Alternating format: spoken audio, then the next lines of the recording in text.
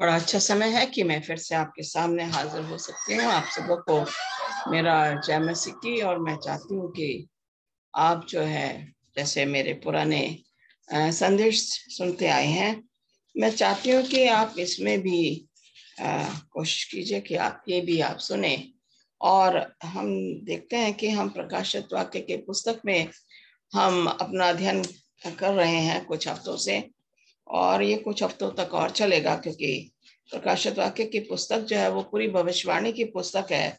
और इसलिए जो है हमें इसमें समय लग रहा है और लगाना पड़ रहा है हमें समय। तो हम ये चाहते हैं कि आप लोग जैसे कि मेरी मिनिस्ट्री को सपोर्ट करते आ रहे हैं, परमेश्वर ने मुझे ये तोहफा दिया है कि मैं उसके संदेश को लोगों तक पहुंचाऊं।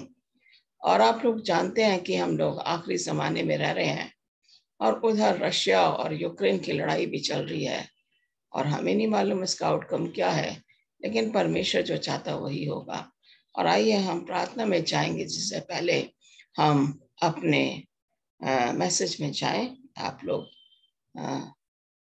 you can close your eyes.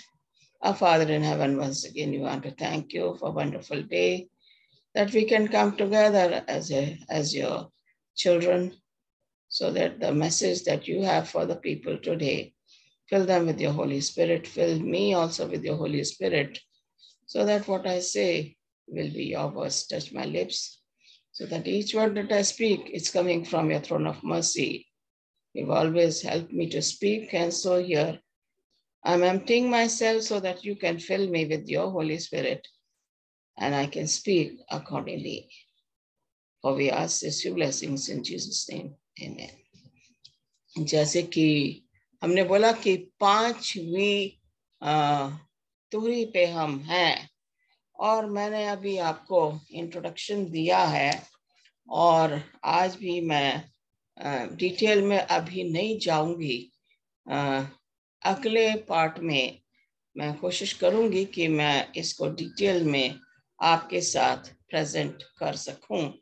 So I'm not going into the detailed message of fifth trumpet. Next part that I'm going to put, part 3, I will give you the detailed meaning of trumpet number 5. तो आइए हम इसमें जाएंगे, और हम जैसे कि अपने पावर पॉइंट में जाते हैं, हम फिर से पावर पॉइंट की ओर बढ़ेंगे और देखते हैं कि हमें यहाँ पे क्या अध्ययन करने के लिए हमारे पास है। यहाँ पे लिखा हुआ है प्रकाशित वाक्य उसकी 8वें अध्याय की 13वीं आयत में इस तरीके से लिखा है, फिर मैंने देखा कि एक गरुड़ ऊंचे आकाश में उड़ रहा है। मैंने उसे ऊंचे स्वर में कहते हुए सुना, उन बचे हुए 3 स्वर्गदूतों की तुरहियों के उद्घोषण के कारण जो अपनी तुरहियां अभी बजाने वाले हैं, धरती के निवासियों पे कष्ट हो, कष्ट हो और कष्ट हो। हम यहाँ पे देख रहे हैं, कह रहा है कष्ट हो, कष्ट हो, कष्ट हो। ये कह रहा धरती के निवासियों पे कष्ट हो। आप और हम धरती पे ही रहते हैं, और हम ये चाहते हैं कि यहाँ पे जो है ये जो हमें बताया गया है कि किस तरीके से जो है हम उसके संदेश में लगे रहें। यहाँ पे बताया गया है कि 5वीं तुरही जो है वो फरिश्ते ने फूंक दी है, और वहां पे कह रहे हैं उन लोगों के लिए कष्ट का समय है जो परमेश्वर के वचन को नहीं मानते हैं। जाएंगे हम अपने अगले स्लाइड में, और यहाँ पे इस तरीके से बताया गया, यहाँ पे आप देख रहे हैं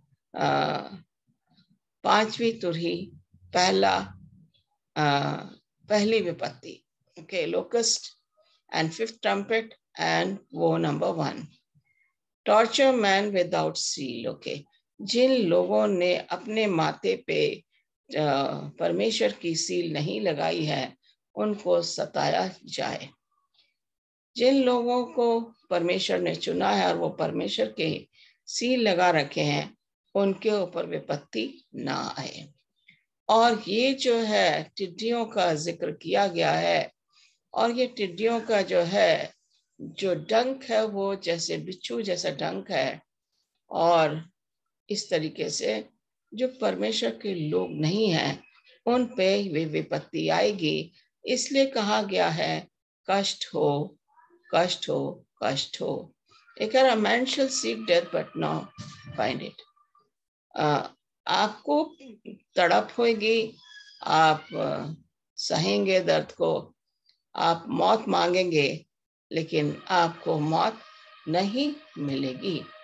यहाँ पे मैं 9वें अध्याय में प्रकाशित वाक्य के मैं हिंदी में पढ़ना मांगती हूँ, और आप लोग मेरे साथ जब आप इसको वीडियो को वॉच करें तो आप अपनी बाइबल खोल के रखिए, ताकि जो मैं इंग्लिश में आप दे रही हूँ आप हिंदी में उसको फॉलो कर सकते हैं।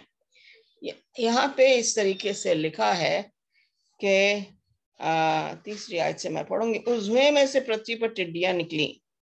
पहली आयत से पढ़ती हूँ। जब 5वें स्वर्गदूत ने तुरही फूकी तो क्या हुआ? मैंने स्वर्ग से पृथ्वी पर एक तारा कैसे देखा? गिरता हुआ देखा, और उसे अथाह कुंड की कुंजी दी गई। और कह रहा है, और उस अथाह कुंड में से बड़ी भट्टी का सा धुआं उठा, और कुंड के धुएं से सूर्य और वायु अंधकार में हो गए। ओके, यहाँ पे कह रहा है कि सूरज और ये अंधकार में हो गए। उन्हें पृथ्वी के बुच्छों की सी उस धुएं में से पृथ्वी पे टिड्डियां निकली, और उनको बिच्छुओं की सी शक्ति दी गई थी। बिच्छू एक बार जब काट लेता है तो आदमी जो है दर्द से बहुत तड़पता है। ये उसका दर्द है। उनसे कहा गया कि ना पृथ्वी की घास, ना किसी हरियाली को, ना किसी पेड़ को हानि पहुंचाए, केवल उन मनुष्य को हानि पहुंचाए जिनके माथे पर परमेश्वर की मोहर नहीं है। जैसे मैंने पिक्चर में दिखाया, उन लोगों के लिए सताहट का समय है, परमेश्वर की सजा देने का समय है, न्याय करने का समय है, जिन्होंने परमेश्वर की मोहर अपने माथे या हाथ पे नहीं लगाई है। उन्हें लोगों को मार डालने का तो नहीं, बल्कि 5 महीने तक पीड़ा देने का अधिकार दिया गया। उनकी पीड़ा ऐसी थी जैसे बिच्छू के डंक के समान, मारने से मनुष्य की मृत्यु नहीं होती। उन दिनों मनुष्य मृत्यु को ढूंढेंगे, इतनी भयंकर पीड़ा होगी, वो कहेंगे परमेश्वर हमें उठा ले, लेकिन परमेश्वर उनकी नहीं सुनेगा। ये यहाँ पे बताया गया है कि किस तरीके से वो अथाह कुंज में से ये 5वें जो है तुरही जो फूकी गई है, ये किस तरीके से यहाँ पे हम देखते हैं पृथ्वी पर आके। यहाँ पे 9:12 में लिखा हुआ है, पहली विपत्ति बीत चुकी। ओके, कष्ट, पहला कष्ट जो है वो क्या हुआ? बीत गया है। देखो, अब उसके बाद 2 विपत्तियां और आने वाली हैं। पहली विपत्ति 5वीं तुरही, दूसरी विपत्ति 6ठी तुरही, और तीसरी विपत्ति 7वीं तुरही। तो ये 3 तुरही जो आएंगी, 5वीं तुरही, 6ठी तुरही और 7वीं तुरही को जो है जाहिर करती हैं। तो पहली तुरही जो है 5वें तुरही के साथ है, पहला कष्ट। जब वो खत्म हो जाता है तो प्रकाशित वाक्य हमें बता रहा है इसके बाद 2 और विपत्ति आएंगे। इसका मतलब 6ठी तुरही और 7वीं तुरही। 6ठी तुरही में दूसरी विपत्ति और 7वीं तुरही में तीसरी विपत्ति आने वाली है, मनुष्य के ऊपर जो परमेश्वर को नहीं मानते हैं। यहाँ पे हम देखेंगे कि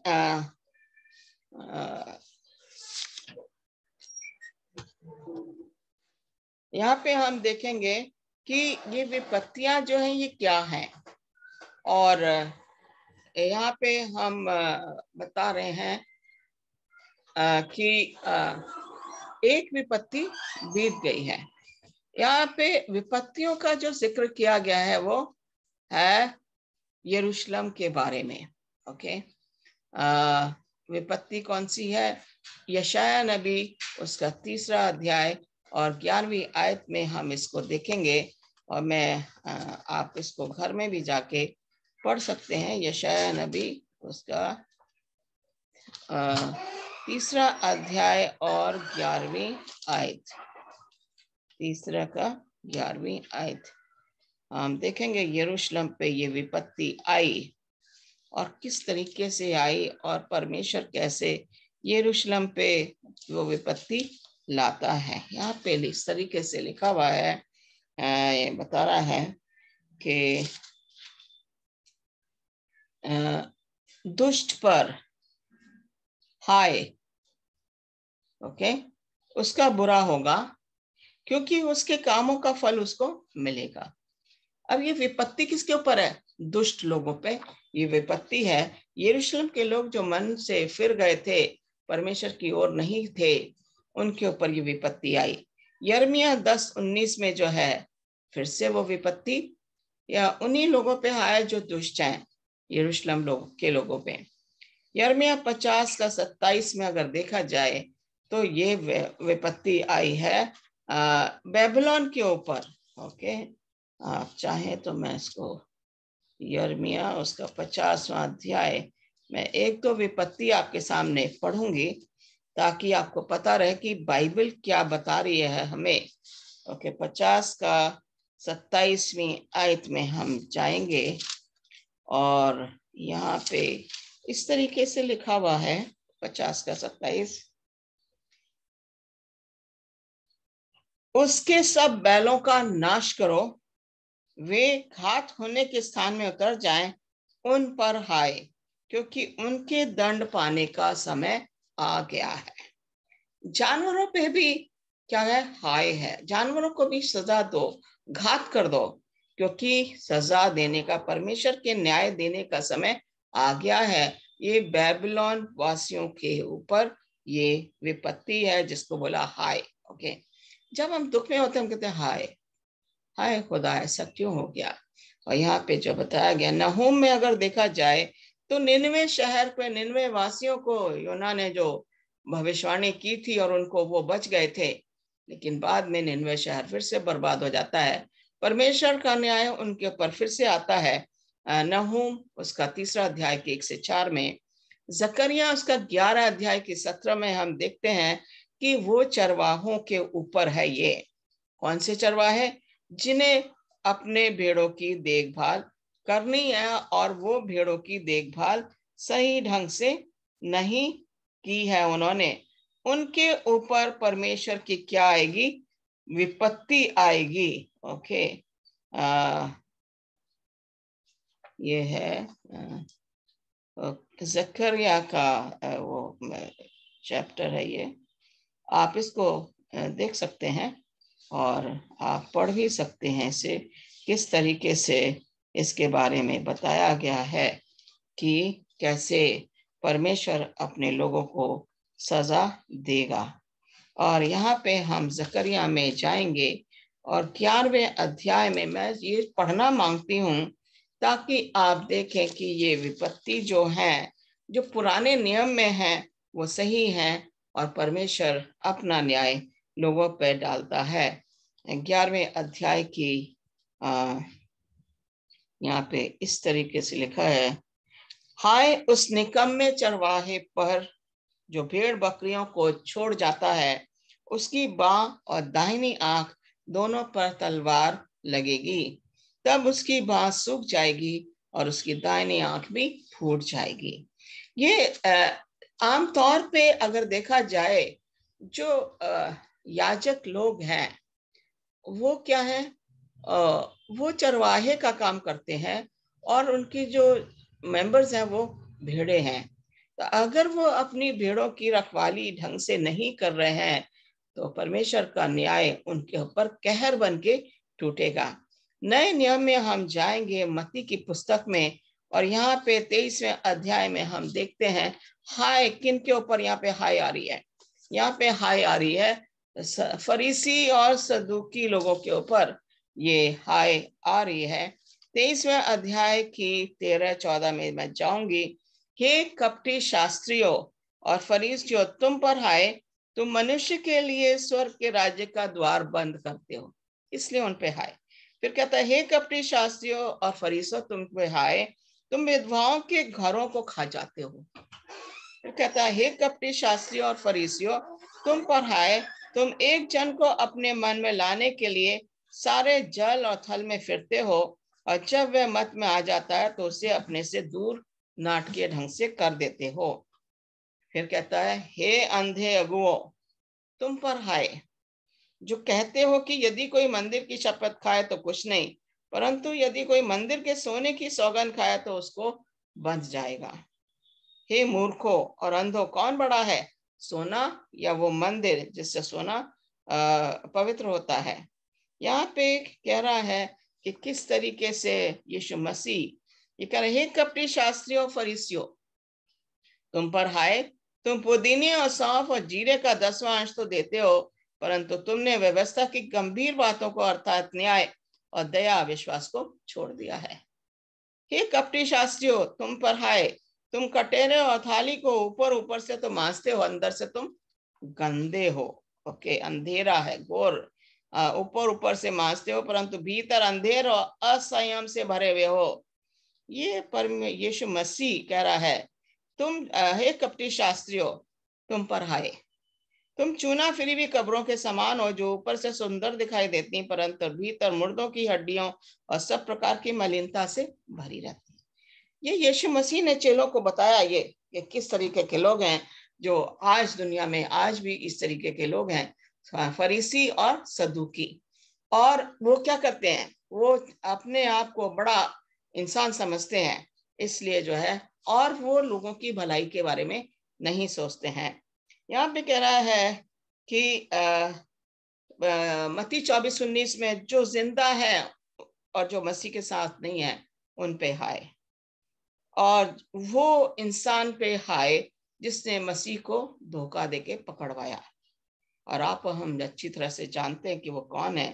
प्रकाशिता के 12:12 में कहते हैं, उन लोगों के ऊपर हाय जो परमेश्वर से दूर हैं और पश्चाताप नहीं करते हैं। इस तरीके प्रकाशिता के 18, 16 और 19 में बाबिलोन शहर पे, बाबुल शहर पे क्या है, हाय, उसको जो है परमेश्वर का न्याय जो है उस पे आएगा। हम यहाँ पे देख रहे हैं कि किस तरीके से यीशु मसीह ने चेलों को बताया कि किन लोगों पे हाय होने की जरूरत है। यहाँ पे हम देखते हैं कि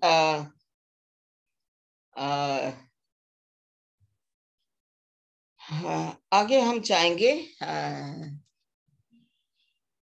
अगली स्लाइड में। ये हम जा रहे हैं इसमें छठी तुरही पर। अब छठी तुरही को अगर हम देखें तो यहाँ पे जो है बताया गया है 9 से और उसकी 13 से 21 जो है यहाँ पे हमारे सामने में, ये हिंदी में है तो मैं चाहूंगी कि इसको मैं पढ़ दूं। 9 अध्याय की 13 से 21, और यहाँ पे इस तरीके से लिखा हुआ है, जब छठवें स्वर्गदूत ने तुरही फूकी तो जो सोने की वेदी परमेश्वर के सामने है उसके सींगों में से मैंने ऐसा शब्द सुना। ओके, मानो कोई छठवें स्वर्गदूत से जिसके पास तुरही है यूं कह रहा है कि उन 4 स्वर्गदूतों को जो बड़ी नदी फुरात के पास बंधे हैं खोल दे। वे चारों स्वर्गदूत खोल दिए गए, और जो उस घड़ी, दिन और महीने और वर्ष के लिए मनुष्यों की 1/3 के मार डालने को तैयार किए गए थे, और फौजों के सवारों की गिनती 20 करोड़ थी। मैंने उनकी गिनती सुनी, और मुझे इस दर्शन में घोड़े और उनके ऐसे सवार दिखाई दिए जिनकी फिल्में आग और धूम्रकांत और गंधक थीं। उन घोड़ों के सिर सिंहों के सराह थे, और उनके मुंह से आग, धुआं और गंधक निकल रहा था। इन तीनों मारियों अर्थात आग और गंधक और आग से, धुएं से, जो उसके मुंह से निकलती थी, मनुष्य की 1/3 मार डाली गई, क्योंकि उन घोड़ों की सामर्थ उनके मुंह, उनकी पूंछों में थी, इसलिए उनकी पूंछें सांपों की सी थी, और उन पूंछों के सिर पे भी थे, इन्हीं से वे पीड़ा करते थे।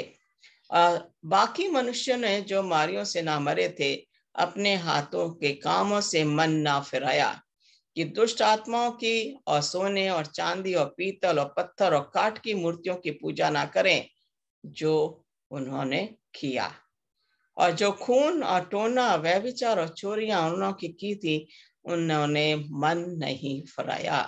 तो यहाँ पे हम देख रहे हैं उन लोगों के बारे में जिक्र किया गया है जो परमेश्वर के रास्ते से बिल्कुल दूर हैं।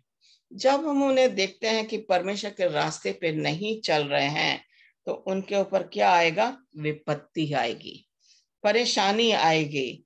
यहाँ पे हम देख रहे हैं कि किस तरीके से यहाँ पे बताया गया है कि विपत्ति आएगी जो परमेश्वर के लोगों को नहीं मानते हैं। 11 की 13 अध्याय में हम देखेंगे प्रकाशित वाक्य की 13वीं आयत में यहाँ इस तरीके से लिखा हुआ है, फिर उसी घड़ी एक बड़ा भूकंप हुआ और नगर का 10वां भाग गिर पड़ा और उस भूकंप से 7,000 मनुष्य मर गए, शेष डर गए और स्वर्ग के परमेश्वर की महिमा की। यहाँ पे दो लोगों का जिक्र है। एक तो वो लोग मर गए जो कि परमेश्वर को नहीं मानते थे, उन्होंने पश्चाताप नहीं किया। दूसरे जो है वो परमेश्वर के लोग जो परमेश्वर का भय खाते हैं। यहाँ पे अगर देखा जाए इंग्लिश में जो लिखा हुआ है द रेस्ट, यहाँ पे जो वर्ड है, and the rest were afraid and gave glory to God of heaven. जो परमेश्वर के बचाए हुए बकिया कलीसिया के जो लोग हैं जिनको परमेश्वर से भय है, वो परमेश्वर की महिमा स्तुति करते हैं। ये पहला फरिश्ते का पैगाम है।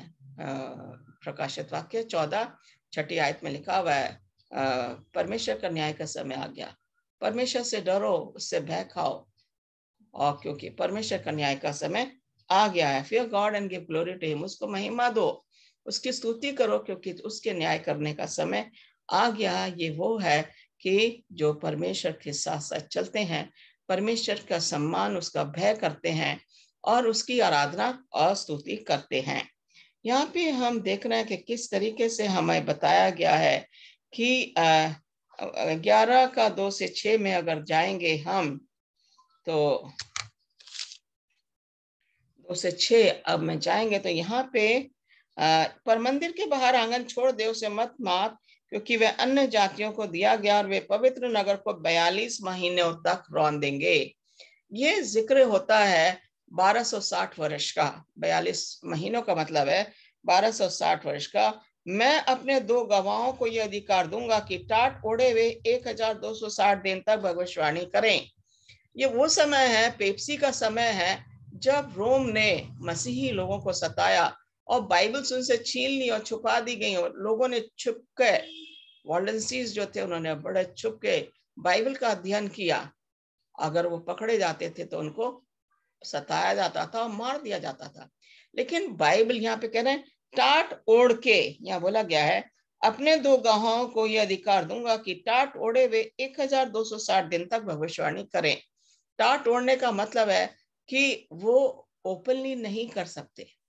टाट ओढ़ने का मतलब है मुसीबत का समय में परमेश्वर का वचन जो है वो पूरी तरीके से खत्म नहीं हुआ था। जब यहाँ पे ये चौथा फरिश्ते का गवाही है, यहाँ पे बता रहा है 1/3 जो सूरज जो था वो क्या हो जाता है, वो उसकी रोशनी कम खत्म हो जाती है। 1/3 चांद की रोशनी और 1/3 तारे जो आसमान से गिरते हैं। ये वही समय 1260 साल का लोगों ने, पेप्सी ने बाइबल जो है उनको जो है लोगों को नहीं पढ़ने दिया। लेकिन जो परमेश्वर के जो लोग थे उन्होंने उसको छिपा छिपा के उसको पढ़ा। उसके पर्चे, उसके पेपर जो थे बड़े संभाल के रखे, और जब वो लोगों में जाते थे तो वो बड़े चुपके से वो पेजेस जो है उनको दे देते थे या उनको समाचार उसमें से बताते थे। तो टाट ओढ़ के अंधकार का समय, डार्क एजेस बोला गया है, उस समय परमेश्वर का जो है वचन को सुनाया गया। ये फिर आगे कह रहा है 2 गवाह जो है पुराना नियम और नया नियम। बाइबल को जो है 2 गवाह के तौर पे किसकी गवाही दे रहा? पुराना नियम यीशु मसीह की, परमेश्वर की। नया नियम किसकी गवाही दे रहा है? यीशु मसीह की, परमेश्वर की। अगर हम जनवरी उत्पत्ति से देखें तो आदि में परमेश्वर था, परमेश्वर की गवाही है। प्रकाशित वाक्य में वहां देखें राजाओं का राजा और प्रभुओं का प्रभु। तो ये दो विटनेस है, दो गवाह हैं जिनको अधिकार दिया गया। टाट ओढ़ के इन्होंने 1260 वर्ष तक क्या करा, भविष्यवाणी कर की। यहाँ पे हम देख रहे हैं किस तरीके से मुसीबत आई लोगों पे, मसीह के लोगों पे, लेकिन उन्होंने क्या करा, अपना जो काम था सेविकाई का, विटनेसिंग का, गवाही देने का काम, वो आराम से करते रहे। यहाँ पे हम देखेंगे विजन ऑफ द लैम। यहाँ पे पहले 1 से 4 जो है तो ही उसमें बताया गया है कि 1/3 मसीह के लोग जो हैं पूरी तरीके से जो है उनको तबाह करने की कोशिश करी, लेकिन पूरी तरीके से उनको क्या हुआ, उन्हें विश्वास में वो बचाए गए। पार्शल सफरिंग थी, पार्शल न्याय था परमेश्वर का, पूरी तरीके से न्याय नहीं था परमेश्वर का। ये कहते हैं ईगल क्राइस, गरुड़ जो है रोया, वो कहता है हाय कष्ट हो कष्ट हो कष्ट हो। 5वीं तुरही जो है वो बता रही है कि कैसे आसमान से वो तारा गिर गया, उसको जो है परमेश्वर ने जो है अथाह कुंज की चाबी से उसको खोला और वहां से टिड्डियां बाहर निकली। और टिड्डी निकलने का मतलब है कि जो जहां जाती हैं वो सब चीज नष्ट कर देती हैं। ये 5वीं तुरही का कमाल है। और हम 6ठी तुरही में देखेंगे कि 4 फरिश्तों को खोला गया, रिलीज किया गया, और उसमें 200 मिलियन जो है सैनिक थे। और यहाँ पे कह रहे हैं कि ऐसे उसमें 9वें अध्याय की 20 और 21 में अगर हम देखें, कितना क्लियरली यहाँ बताया गया है। बाकी मनुष्य ने जो उन मारियों से ना मरे थे, जो विपत्तियां उन पे आई थी उस तक वो नहीं मरे थे। क्या किया उन्होंने, अपने हाथों के कामों से मन ना फिराया। अगर वो बुत परस्ती में है, जादू टोना में है, उसी में लगे रहे, उन्होंने पश्चाताप नहीं किया। और कह रहे हैं कि दुष्ट आत्माओं की सोने और चांदी, पीतल और पत्थर और काठ की मूर्तियों की पूजा ना करें, जो ना देख ना सुन ना चल सकती हैं, और जो खून और टोना और व्यभिचार और चोरी उन्होंने की थी, उन्होंने मन ना फिराया। तो उन लोगों के लिए न्याय का समय आ गया जब उन्होंने अपने पापों से प्रायश्चित नहीं किया। तो यहाँ पे इस तरीके से बताया गया है कि क्या है, जो 2 विटनेस जो हैं वो गवाही दे रहे हैं।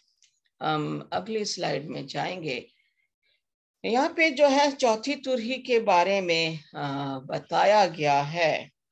और यहाँ पे देखा गया कि 4th angel blew his trumpet, 4थे फरिश्ते ने अपनी तुरही को बजाया, और 1/3 सूरज, 1/3 चांद, 1/3 तारे, इन पे असर पड़ा। that a third of their light might be darkened, 1/3 रोशनी जो है उनसे ले ली जाए, third of their day might be kept, एक दिन में 1/3 सूरज के चमकने से अंधेरा हो गया, और 1/3 रात में क्या गिरे, तारे भी गिरे हैं। ये 4थे फरिश्ते का तुरही है। हम देख रहे हैं कि प्रकाशित वाक्य जो है सीक्वेंस में नहीं है, कभी हम 4थे फरिश्ते में जाते हैं, कभी हम 6ठे फरिश्ते में जाते हैं, फिर हम 5वें फरिश्ते में आ जाते हैं, तुरही जो बसती है। तो इस तरीके से सीक्वेंस में नहीं है, आगे पीछे जो इस पुस्तक को हमें पढ़ने की जरूरत है। कभी हम 11 चैप्टर में जाते हैं, तो कभी हम 9वें चैप्टर में आ जाते हैं, तो कभी हम 8वें चैप्टर में आ जाते हैं। इस तरीके से इसकी स्टडी है जो कि हम कर रहे हैं, और ये बहुत आसान बात नहीं है कि हम इसको कर सकते हैं। 4थी तुरही के बारे में जैसे मैंने बताया, 1260 साल में 2 गवाह, नया नियम और पुराना नियम, और इन्होंने भविष्यवाणी की। ये 4थी तुरही का समय था जब इन्होंने ऐसा किया। आगे हम देखेंगे 11 का 13, 11 के 13 आयत में जाएंगे हम। फिर उसी घड़ी एक बड़ा भूकंप हुआ और नगर का 10वां भाग गिर पड़ा, और उस भूकंप से 7,000 मनुष्य मर गए और शेष डर गए, स्वर्ग के परमेश्वर की महिमा की। 2 लोग हैं जो विपत्ति में थे, वो मर गए। यहाँ पे बताया गया कि 2 दुश्मन हैं जिनका बताया गया है, अन्य जाति यानी कि रोमन कैथोलिक चर्च, पेप्सी, और दूसरा पशु जो कि अथाह कुंज से निकला, बॉटमलेस पिट से निकला, वो है पशु। ये दोनों जो है दुश्मन किसके हैं? खुदा के लोगों के। दूसरा जो बताया गया द रेस्ट, द रेमनेंट यहाँ पे यूज किया गया है 11 की 13वीं आयत में। इसका क्या करें? रेमनेंट वर्ड यूज किया, खुदा के बचाए हुए लोग। ओके, यहाँ पे लिखा हुआ शेष। ओके, रेमनेंट की जगह यहाँ पे हिंदी में लिखा हुआ है शेष जो बचाए गए थे, वो परमेश्वर की महिमा और परमेश्वर का भय उन्होंने किया, क्योंकि परमेश्वर ने उनको बचाया। 11:14 में लिखा हुआ है कि दूसरी विपत्ति बीत चुकी, देखो तीसरी विपत्ति शीघ्र आने वाली है। 8:13 में हमने देखा था कि पहली विपत्ति बीत गई है 5वें तुरही में, छठी विपत्ति आएगी वो छठी तुरही में, और दूसरी छठी विपत्ति बीतने के बाद कह रहा है तीसरी विपत्ति शीघ्र आने वाली है, और वो है 7वीं तुरही के समय तीसरी विपत्ति आएगी। ये हमें जो है 5वीं, छठी और 7वीं तुरही में हमें बताया है कि इसमें विपत्ति भी है जो कि मनुष्य के साथ आएंगी। यहाँ पे अगली स्लाइड में हम देखेंगे कि पहले फरिश्ते का जो पैगाम है प्रकाशित वाक्य 14:6 और 7, वो हमेशा तक का संदेश लेकर आ रहा है। परमेश्वर का न्याय होगा, परमेश्वर के लोग उसका भय खाएंगे और परमेश्वर के लिए आराधना करेंगे। दूसरा फरिश्ता जो उसमें कह रहा बाबुल गिर पड़ा, जो परमेश्वर से दूर है। बाबुल जो गड़बड़ाहट का समय मीनिंग है, वो गिर पड़ा। किस में गिर पड़ा? वो उस जगह गिरा, पाप में गिर पड़ा जिससे वो बाहर नहीं आ सकता, लेकिन दूसरे लोगों को भी पाप में डालने की कोशिश कर रहा बाबुल। और ये पशु है जो कि ऐसा करने पे लोगों को मजबूर कर रहा है। तीसरा फरिश्ता जो कह रहा है कि उसमें से निकल आओ, जो पशु और अजगर की सील लेंगे और उसकी लेंगे, अजगर की सुनेंगे, वो भरमाने वाला अजगर है। और इस तरीके से हमें चेतावनी दी जा रही है। यहाँ पे बताया गया है कि 13:9 में, ओके, प्रकाशित वाक्य 13:9 में हम देखेंगे, यहाँ पे बताया गया है जिसके कान हो वो सुन ले, जिसको कैद में पढ़ना वह कैद में पढ़े, जो तलवार से मरेगा अवश्य वह तलवार से मारा जाएगा, पवित्र लोगों का धीरज इसी में है। ओके, यहाँ पे जो है पशु की पूजा करेंगे। यहाँ इस अध्याय में हमें देख रहे हैं कि पोप को कैसे फ्रेंच रेवोल्यूशन जो 1793 से 1793 से 1797 तक रहा, और 1798 में पोप पेप्सी को चोटिल हुआ और उसको जो है पोप को कैप्चर करके फ्रांस ले जाया गया। उस टाइम में जो है उसके बाद 1800 ईस्वी से बाइबल का प्रकाशन शुरू हो गया, और वो जो 2 विटनेस थे उन्होंने खुल के उसका प्रचार किया और खुल के संदेश दिया। यहाँ पे दिखाया गया है 13वें अध्याय में 11 से 18 में अगर हम देखें, हमारे परमेश्वर की लड़ाई, जब शैतान की लड़ाई किससे? परमेश्वर से है। अच्छाई की लड़ाई बुराई से है, और शैतान की लड़ाई उनसे जो परमेश्वर की आराधना और उसकी स्तुति करते हैं। शैतान को जो उसके लोग हैं जो बुत परस्ती में, उससे उसे कोई खतरा नहीं है, उसे खतरा उससे है जो कि परमेश्वर की आराधना करते हैं। ये हम 13 से 11 में देखेंगे, और रेवलेशन 14:6 से 13 में हम 3 फरिश्तों का पैगाम हम देखेंगे। यहाँ पे आगे देखें कि एलन जी वाइट ने किस तरीके से ये तुरहियों का महान विवाद में उसका वर्णन किया है। अगर हम यहाँ पे देखें तो पहली तुरही जो है great controversy, chapter first chapter, pages 17 to 38। Okay, chapters मुझे मैंने नहीं लिखे यहाँ पे, मगर इसमें आपको पहली तुरही के बारे में पता लगेगा। आपके पास अगर महान विवाद है तो आप इसको पढ़िए। यहाँ पे जो है परमेश्वर का न्याय यरूशलेम के ऊपर, और यहाँ पे जो है विसिगॉथ्स जो थे हमने दानियल दूसरे अध्याय में देखा था कि रोम की 10 उंगलियां जो थी, जो स्टैच्यू जो दिखाई गई थी 4 राज्यों की, और नीचे पैर और उसके 10 उंगलियां हैं, तो वो जो है रोम के 10 विभाजित देश हैं, राज्य हैं। और उनमें से एक का नाम था विजिगॉथ्स, जिसने रोम पे अटैक किया और उसको जो है काफी चोट हासिल हुई और उसको डिस्ट्रक्शन भी हुआ, उसका नुकसान भी हुआ। देखिए दूसरी तुरही जो है great controversy, chapter 39 to 49, okay page sorry 39 to 49। यहाँ पे जो टाइटल इसका चैप्टर का है वो है persecution in the early church. और यहाँ पे वेंडल्स ने रोम के ऊपर क्या करा, अटैक किया, और परमेश्वर का जजमेंट जो है वो रोम के ऊपर आया। तीसरा जो तुरही है वो पेजेस 49 to 60 ग्रेट कंट्रोवर्सी के, और इसका टाइटल है era of spiritual darkness. Okay, यहाँ पे परमेश्वर का न्याय जो है वो मसीही लोगों पे, जो कहते हैं कि हम मसीह हैं लेकिन वो वाकई में मसीह नहीं है। आज भी अगर हम देखें अजीजों, लोग कहते हैं हम मसीह हैं, हम क्रिश्चियन हैं, लेकिन सिर्फ वो दिखावे के तौर पे। यहाँ पे जो बताया गया है, God's judgments against professed Christian church, जो कलीसियाएं अपने आप को कहती हैं हम ही परमेश्वर को पूरी तरीके से मान रहे हैं और वो नहीं मान रहे हैं, परमेश्वर का न्याय उन पे बड़ा कहर ढाएगा। यहाँ पे कह रहे हैं दानियल 7:25 में बताया गया कि किस तरीके से पेप्सी या पेपल रोम ने सबत को चेंज करके संडे वर्शिप में उसको परिवर्तित किया, 10 आज्ञाओं को उसने उसमें चेंज लाया। तो ये है वो समय जो कि मनुष्य ने अपनी ट्रेडिशंस लगा दी, परमेश्वर की ट्रेडिशन को पीछे छोड़ के। परमेश्वर को उसने माना नहीं पूरी तरीके से, लेकिन कहते हैं कि हम परमेश्वर को मानते हैं, हम क्रिश्चियन हैं। उन लोगों के ऊपर ये कहर डाला जाएगा। चौथी तुरही जो है वो पेज 55 से 264 तक आप अगर देखेंगे इसको, तो आपको बड़े आराम से ये पैसेजेस आप जब पढ़ेंगे तो आपको ये तुरही जो है बहुत अच्छी तरह से समझ में आ जाएंगी।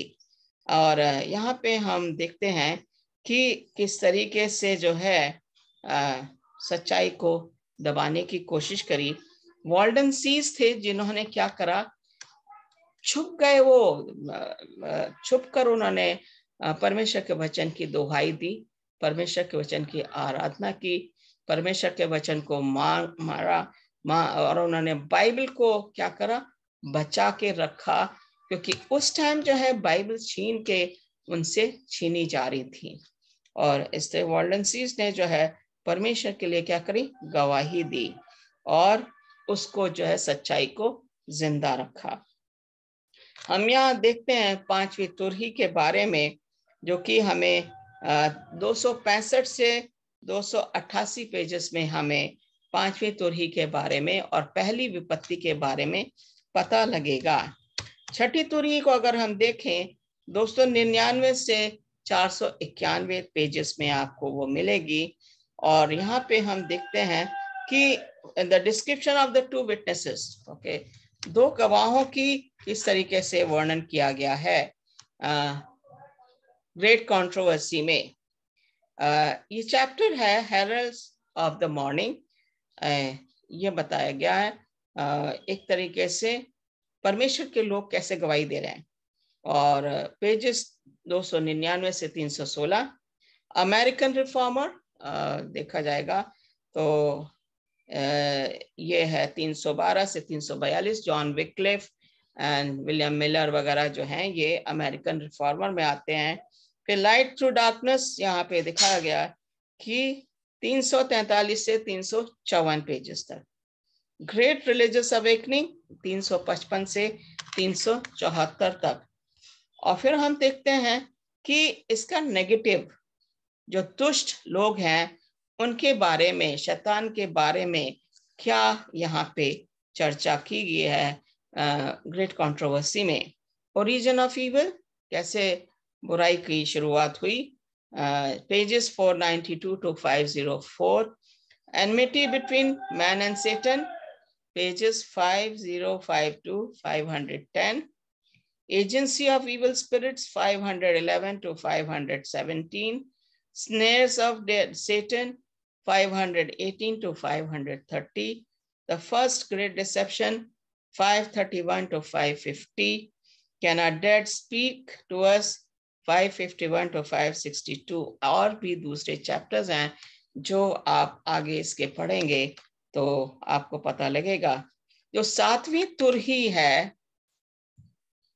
यहाँ पे सातवीं तुरही जो है, ये इसके बारे में ग्रेट कंट्रोवर्सी उसका 613 से 614 तक पेज है, और ये बताया गया टाइम ऑफ ट्रबल। ओके, तीसरे एंजल का जो पैगाम जो है वो उसका खात्मा होता है। ओके, और जो दुष्ट है वो दुष्ट रहेगा, क्योंकि मर्सी द्वार, रहम का दरवाजा जब एक बार बंद होता है तो आप पश्चाताप नहीं कर पाएंगे। जब तक रहम का दरवाजा बंद नहीं हुआ है आप पश्चाताप कर सकते हैं, लेकिन जब ऐसा दरवाजा बंद हो जाता है, जो दुष्ट है वो दुष्ट रहेगा, जो रास्तबाज है वो रास्तबाज रहेगा। और यीशु मसीह जो है, ये सातवीं तुरही में उनका आगमन है, उनको राजाओं का राजा और प्रभुओं का प्रभु के तौर पे वो ये जमीन पर आएंगे, और सबको जो उनके बचाए हुए लोग हैं वो स्पिरिचुअल जेरूशलेम में, आत्मिक यरूशलेम में उनको ले जाया जाएगा, और तीसरी विपत्ति भी इसी के साथ खत्म हो जाएगी। ये मैंने आपको बहुत ब्रीफ में बताया है, और अगली जो मेरी संदेश होगा वो होगा इसका थर्ड पार्ट, और उसमें हम डिटेल में जाएंगे पांचवी तुरही के बारे में। खुदा आपको बरकत दे। एक छोटी सी प्रार्थना करूंगी। प्यारे खुदा, हम शुक्रगुजार करते हैं, एक बार फिर से तेरे पास आते हैं। तूने हमें मौका दिया कि हम तेरे सामने आकर तेरे संदेश को लोगों तक पहुंचा सकते हैं। हमारे ये पैगाम को खुदा तू ही लोगों तक पहुंचा सकता, उनके मनों को छू, दिलों को छू, ताकि इसको वो ग्रहण करें और अपने आप को पश्चाताप करके तेरे सामने आने वाले बने।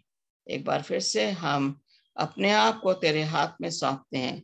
हमारी इस विनती को सुन कबूल कर, तेरे प्यारे बेटे यीशु मसीह के नाम से मांगते हैं, आमीन। आमीन।